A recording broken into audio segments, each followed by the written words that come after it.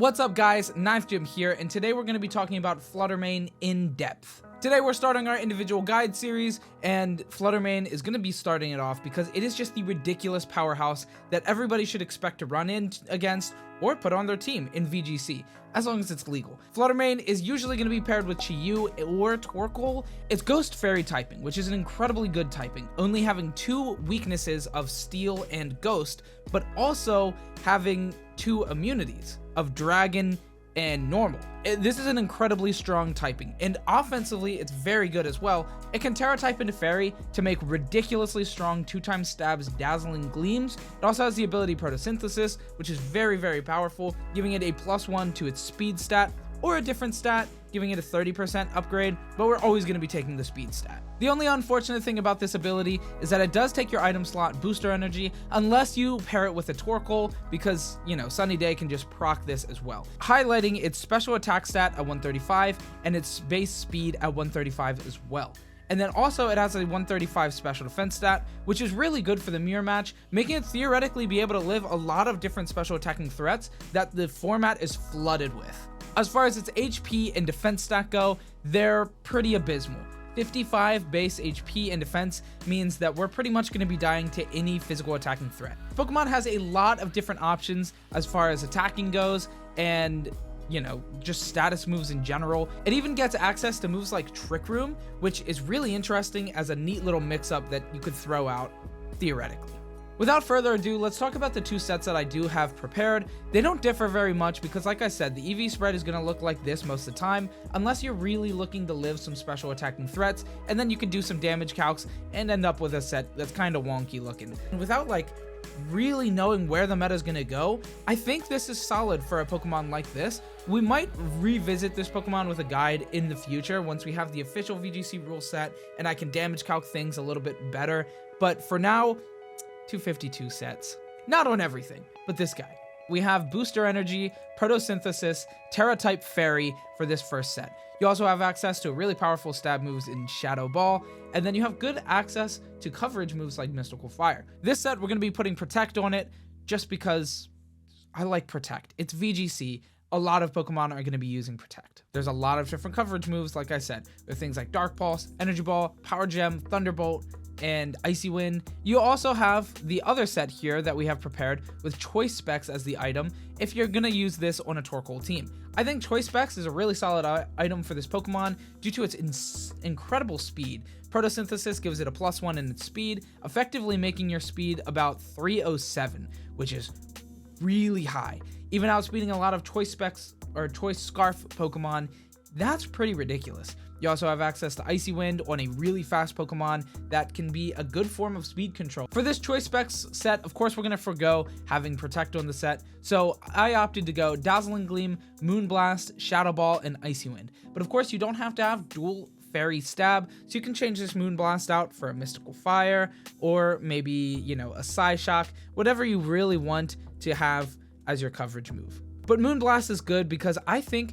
we'll definitely run into some wide guard strats this format due to the, you know, power of Dazzling Gleam here and Chi-Yu using things like the Heat Wave and Torkoal Eruption and Dondozo Earthquake. We have a lot of different things that are really powerful multi-hitting moves, or not multi-hitting, spread moves that, you know, wide guard can just deal with. This set can also be running a Focus Sash if you want to go for that route. Which I think is very viable as well. But I think most of the time your Chi-Yu is going to take that Focus Sash. But if you do go for a Focus Sash, then Chi-Yu can just use a choice item. I've seen a lot of people using Choice Scarf. Some people even using Choice Specs on this Pokemon. So I've seen it ran a lot of different ways, and I think Flutter Mane can use one of those three items: Booster Energy, Focus Sash, or Choice Specs. I already talked about good coverage moves, things like Dark Pulse, Energy Ball, Power Gem, Thunderbolt, but we also have access to a lot of really interesting moves that Flutter Mane can use, things like Calm Mind, Fake Tears, Helping Hand, and even Perish Song. You also have Substitute, Taunt, Wish, and Memento that are really powerful. And like I said, this Pokemon gets access to Trick Room, which is really weird, but kind of cool. I think Taunt and Substitute are definitely viable attacks here, and also I think you could potentially see Perish Song sets on this Pokemon as well, which could be really interesting. Yeah, I mean, remember that, you know, that could happen. You could be caught lacking. Also, substitute is really relevant to remember. I do have a couple damage calcs prepared here, but like I said, we're going to really delve into damage calcs a lot deeper later in the format. But for now, I have a couple that are just really interesting. So we have against Amoongus, and I don't know Amoongus spreads right now. Nobody does, because they're going to be mostly, set up to live things like these Flutter Mane.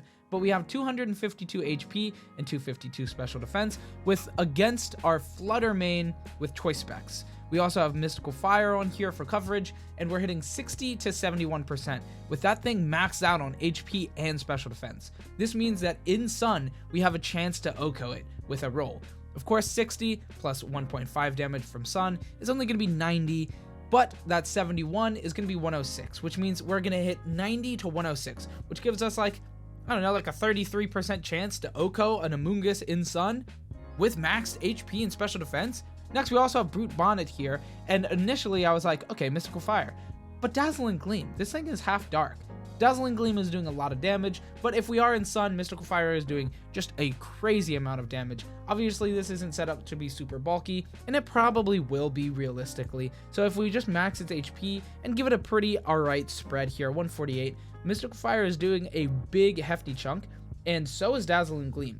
So this is definitely two-shottable by even Dazzling Gleam, and that's spread damage. That's really ridiculous. And then we also have a Grimmsnarl calc here that I wanted to talk about. Dazzling Gleam into a 252 HP, 148 special defense. Like I said, I think this will just be a pretty solid, safe spread for Grimmsnarl. I don't think it'll be 252 special defense, but maybe it will, especially on Intimidate teams. But we have Dazzling Gleam just doing this giant chunk, and that's without Terra'd. So if we Terra type it as well into Fairy, then we're hitting a base 121 to 143.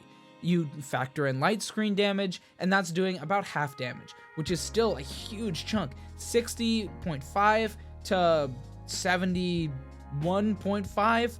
That's a chunk through light screen. Now that is with choice specs, so if we get rid of the choice specs, we're still doing a lot of damage, and it's still doing almost 50%, which could be close to a 2-hit KO, especially if you do some chip damage with anything else, or you just hit this Dazzling Gleam and then hit a Heat Wave with your Chi-Yu. You're taking it out in 2 turns, which is really crazy. I think Flutter Mane's kind of ridiculous, and it's not just me that thinks that. Anyway, that is it for the video today. I hope you guys enjoyed. We're going to have a lot of movesets, a lot of guides, a lot of team building, a lot of meta analysis. Every single time we see tournaments, we're going to be in there looking at every single Pokemon, every single top cut team. I'm going to be out here trying to get spreads, Poke pastes. I'm going to be trying to get rental codes. If rental codes is in this game, I think they are. I hope they are. Really hope they are. But anyway, that is it for the video today. I hope you guys enjoyed. Leave a like, comment, subscribe, and goodbye.